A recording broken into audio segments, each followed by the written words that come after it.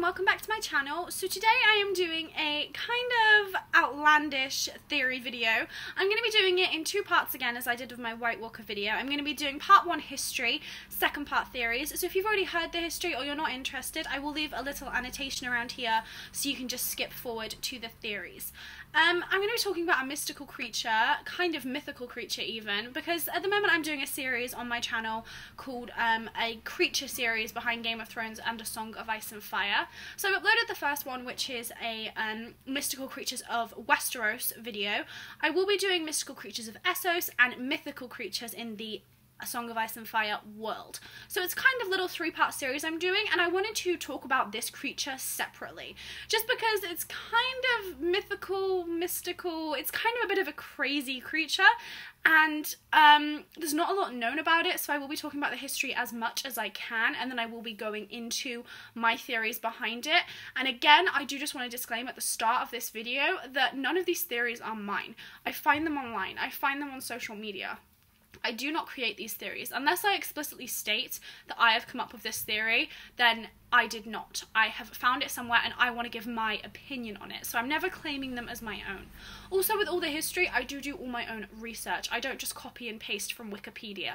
I kind of sit down with like a cup of coffee after work. I get the book series, which I have on my bookcase out there, and I go through them looking for quotes. I go through looking for histories behind them. I have like little markers I put into my books to kind of flag areas that I want to go back to for certain videos. So I do a lot of my own research. The only instance I turn to Wikipedia for these kind of things is if I just can't find stuff. If I've been looking for ages and I just can't seem to track down something I know is in the books, then I will turn to the Game of Thrones and A Song of Ice and Fire Wikipedia pages, and I'm not proud of it, but I do. And I do hope you enjoyed this video, and if you do, give it a thumbs up and subscribe, and as always, if you have any questions, comments, requests, do comment below and I will get back to you. Okay, so the creature I'm talking about today is ice dragons. Okay, so bear with me. I'm going to be talking about these creatures today just because I think they're super interesting. There's not a lot known about them. They are I think a lot of people consider them a myth. I don't think they've ever been seen by humans, or at least not for thousands of years, and it's been lost to history. They are just this kind of mystical creature that was kind of, I think, born out of the idea that there are fire dragons. There must be the opposite. No one really knows where this kind of myth originated, but it is kind of spoken about in the A Song of Ice and Fire world. I think they should definitely bring it to the show. Like HBO, up your production budget and show us some ice dragons. I think it'd be fucking awesome to see them. But I don't know whether they're going to do it, because in the show it hasn't even been mentioned, I don't think. In the books it's been mentioned a total of 6 times, so they're not a huge presence, but I think it'd be really cool if they were introduced, personally, I think. Okay, so a little bit of history. As I said, they're considered a myth, and they haven't been seen by humans forever. They haven't been seen by humans, unless maybe at the very start of the kind of origins of this world, maybe it was lost to history. That is a very used thing in the Game of Thrones world. I mean, Daenerys the Dreamer was this amazing prophet, and she was a Targaryen, and she predicted the doom of Valyria and saved the Targaryens from the fall, and she wrote an entire journal of prophecies she'd had, and it was lost to history except for the pages about Valyria. So it's a very common thing that stuff will get lost in this world. So yeah, there's very little known about these creatures, but I will go through kind of what is known and assumed. So they are said to roam the Shivering Sea and the White Waste. This is an area above Essos, just north of it. It's never been really visited. Anyone who has gone there hasn't come back, and that is because it is an incredibly dangerous place to try and explore. It is extremely cold. The sea is very hard to navigate. There's a lot of ice. There's presumed to be very choppy, changing weather. There's assumed to be rapids and very difficult kind of currents to traverse. So no one has ever made it there and came back. It is an extremely unmapped area.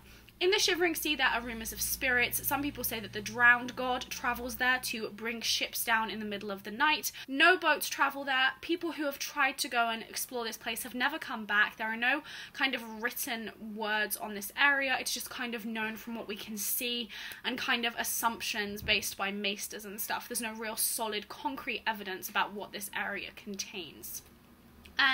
Some have suggested that ice dragons roam here, and maesters have suggested it based on the possibility that because these boats get pulled undersea and get damaged, it could be ice dragons doing it rather than kind of bad currents, because that's what you assume. When did ships go missing? I mean, so I guess I've like cracked the history of the Bermuda Triangle. It must be. I mean, ships go missing now all the time and no one knows how. Okay, so basically, there is a place in the Shivering Seas called Cannibal Bay, and that is where a lot of the ships get consumed. And again, this is where Maesters suggest ice dragons come into play. Now, in terms of their biology, they're considered to be far larger than the dragons of Valyria, and thus assumed to be much, much larger than Dany's 3 dragons. They are said to be made of living ice and thus thrive in icy conditions, and they are very comfortable in areas such as the Shivering Sea. It's presumed they'd be comfortable north in Westeros, and they are said to have bright blue-chipped eyes, like certain villains in the series we know, and they are said to have massive translucent wings. A really interesting part about their biology is whereas Valyrian dragons and Dany's dragons breathe fire, it is suggested that ice dragons will breathe freezing cold ice. So they are kind of the complete opposite. And that kind of, if you think that both of these are real, if you assume that they are, we know Valyrian dragons are, if you presume ice dragons are, that kind of makes this whole a song of ice and fire. It gives it another meaning in terms of dragons.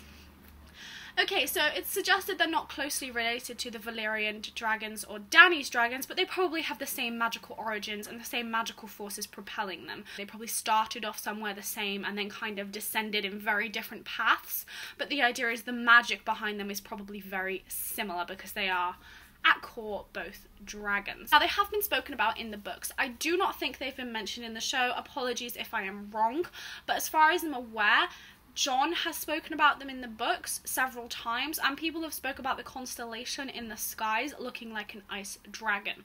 So they've been referenced to, I believe, 3 times or 4 times in terms of the constellation, and then there's been some quotes by John about the ice dragons.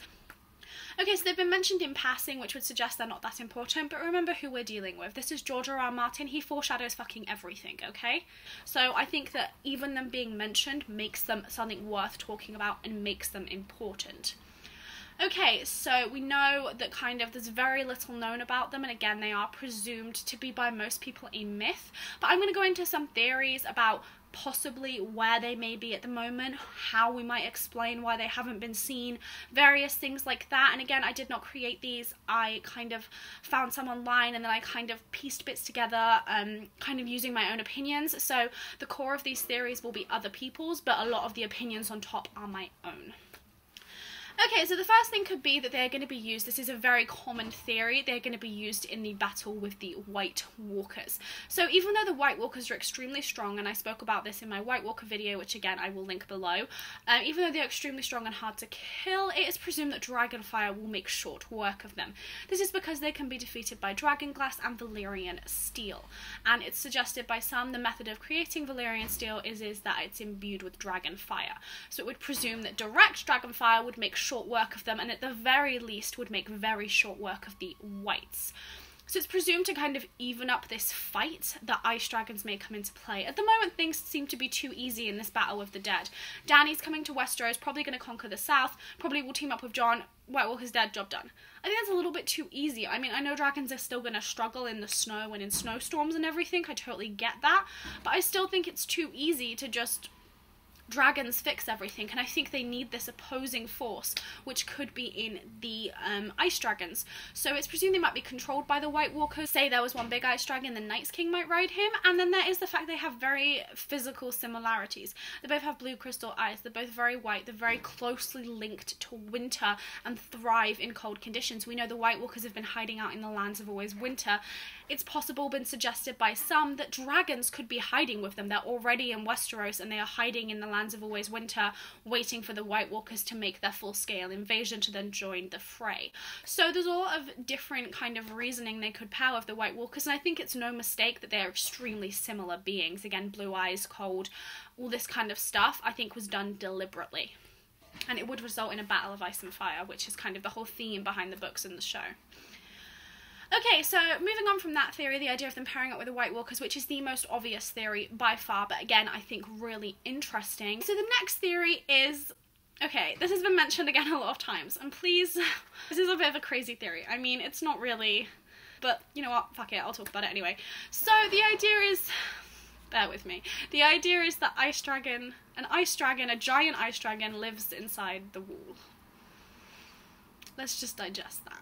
An ice dragon lives inside the wall, presuming it doesn't need food or water or fresh air or anything like that, or it doesn't need to fly. It's just there, maybe hibernating for like 8,000 years. I mean, I know they're mystical creatures, but come on, they have to eat. I mean, I can't wrap my head around this theory. I mean, it just seems too outlandish for me and too crazy, but you know what? Let's just talk about it. So basically, Benjen spoke in the season finale about how the Children of Forest put spells on the wall to repel the White Walkers, and we know that Brandon Stark built the wall after the Long Night. So I don't think it's likely that the White Walkers managed to hide an ice dragon in the wall. I mean, that's not very conspicuous. Just like, yeah, you guys carry on building. You guys carry on, just let's smuggle this huge ice dragon into, like, I don't know how they'd be able to do that. So I think that the idea is that maybe the Children of the Forest and Brandon Stark trapped the ice dragon in the wall. So it's not waiting there for the White Walkers to come forth, it's rather trapped. So Brandon Stark and the Children of the Forest somehow couldn't kill it, and so instead they had to hide it in the wall. The idea behind this is that possibly when the Horn of Joramun, the Horn of Winter, is found, again spoke about that in my White Walker theory video, it will bring down the wall and the ice dragon will emerge seemingly unscathed, even though it hasn't eaten or drank in 8,000 years. So that's the idea, and it kind of lends support the fact that the Horn of Winter will be a much more important object than it actually is. Rather, it won't just bring down the wall, it will free this ice dragon and cause huge catastrophe. So I kind of like that idea, that the Horn of Winter bringing down the wall will have more consequences than just bringing down the wall. I think that would be really cool, but I think that I just can't, like, a lot of the basis for this theory is in Jon's quotes in the books, and I think people are taking them too literally. Like, I'll read them out to you now. The ice pressed close around them, and he could feel the cold seeping into his bones, the weight of the wall above his head. It felt like walking down the gullet of an ice dragon. So some people here refer to the fact that George R. R. Martin might be kind of literally talking here, but I highly doubt it. If there is an ice dragon in the wall, no one's gonna fucking know about it. I mean, how would they? I think the idea is that, I think George R. R. Martin here is just kind of trying to refer to the cold. I don't think he's saying, look, there's an ice dragon in the wall and here I am flaunting it in front of you. Like, I don't know. Maybe he could be doing it knowing we would take it in the way that it is just a metaphor and actually kind of dangle it in front of our face. I mean, that does sound like something George R. R. Martin would do, but I don't know. I think it's too literal to be taken as kind of, it is a real dragon. I think it's just the cold.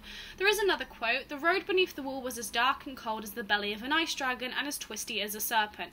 There we go, guys. There might be serpents in there as well. Maybe the ice dragon is eating the serpents. Oh my god, this is making so much sense. And can you hear the sarcasm in my voice? No, I don't agree with this theory at all. I think it would be absolutely ridiculous if they did this on the show. I think that it's far too, I mean, maybe ice dragons don't need to eat, like, maybe they don't. It would actually maybe make sense that they don't need to because they're icy, and I don't think White Walkers need to eat either, but I find it extremely hard to believe that it's trapped in the wall. I mean, I just think it's far too outlandish, even for a fantasy series. I don't agree with this theory at all, as you can tell with my scathing review of it. But I wanted to mention it because some people do genuinely believe it, and you know what? I'll be the first person to say, fuck me, I'm sorry if it does come out this way. I highly doubt it though, just based on the show's CGI budget, so maybe we'll see it in the books. Okay, next theory is not quite as outlandish as the one in the wall, still pretty fucking crazy. But it does have some actual evidence to back up the idea, so maybe this could be possibly more plausible. So the idea is that there is an ice dragon in the crypts of Winterfell, and as I said that, I realised that it doesn't sound plausible. So the idea is that Winterfell is an extremely cold area, and yet air comes through the castle and water and things like that that are really hot, and it's presumed to be due to underground springs. However, the idea is that it could actually be an ice dragon. First of all, this is a flaw because ice dragons breathe cold, so surely they would just make the castle colder if it was hiding underneath. I mean, I don't know how they would breathe hot air when they breathe cold. Okay, so the idea is that, you know, Daenerys has her fiery dragons and the Starks would have their cold dragons. That's kind of the idea, the kind of opposites of Song of Ice and Fire, Jon and Dany again. And yes, that is something to say that this could be real. I mean, there's been a very clear, from the start, the Song of Ice and Fire, Dany versus Jon, Dany with Jon, half Targaryen, half Stark, Ice and Fire. Yes, that could very much refer to the fact that Jon might get an ice dragon, Dany will have her fiery dragons and they'll fight each other. I mean, I think that'd be really cool to see, but I think at the same time, how the fuck is he going to get an ice dragon? I do not see it being beneath the crypts of Winterfell. The only kind of evidence that makes me go, maybe. So when Jaehaerys flew north during the Dance of the Dragons, he took Meraxes with him. I think that's how you say it. Sorry if I'm butchering that. And Meraxes laid eggs at Winterfell. Rumour has it he left dragon eggs there. That's kind of it's very much a rumour. It's not a concrete evidence, but I think that that is kind of a little bit of support. Perhaps dragon eggs were left there, then they were set on fire somehow, and they birthed dragons that could live in the crypts of Winterfell by themselves without being fed, and they were ice dragons instead of fire dragons, even though Meraxes was a fire dragon. Okay, no, maybe it's possible that the dragon eggs left at Winterfell actually became ice dragons because of the cold conditions and because of how cold the weather was, and they hatched into ice dragons instead. I mean, that could be something that could happen. I think that'd be actually really interesting to see the kind of reverse physiology in that terms, and I think that that kind of makes me believe this theory, oddly, a little bit more than the one at the wall. I think there is some actual evidence. Dragon eggs were left at Winterfell. I don't know, perhaps Jon will find the dragon eggs instead in the crypts somehow. I think that's possible, that could play into it that way, and that could possibly be why George R.R. Martin did this instead. I am very skeptical about these ice dragons, as you saw. The way I think if they come into this world and into this story, is with the White Walkers. I think they're possibly in the lands of always winter. I think the White Walkers might be able to control them, tame them. Possibly the ice dragons will just ally with them naturally. For me, if they were to be introduced, that would be the only realistic way I see them being introduced. I do not think, you know, you've heard my levels of sarcasm in this video off the charts. I can't see the wall or underneath Winterfell just being a viable option for me. I think it's far too outlandish. That's just my theory though. If you guys think they're beneath the wall or if they're in Winterfell, then good on you. Comment below, and you know what? When the ice dragon stuff comes out, if it does come out, one of us can brag about who was right, because yeah, it's just my opinion. Obviously, everyone has different opinions. I have no issue with that. Just the way it is.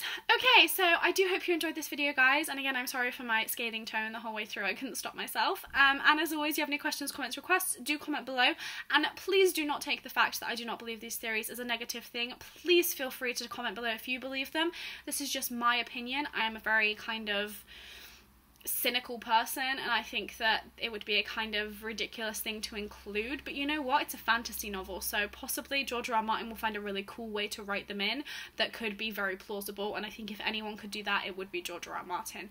So yeah, I do hope you enjoyed, and as always, if you did like this video, please like and subscribe, and I will be back soon, possibly with a theory video. I've been talking about this little finger video I wanted to do for a couple of videos now, and I have actually filmed the first part, and I will be filming the rest tonight, so I'm hoping to get that up before the end of the week, if not the start of next week. I do hope you enjoyed this, guys, and I will see you next time. Bye!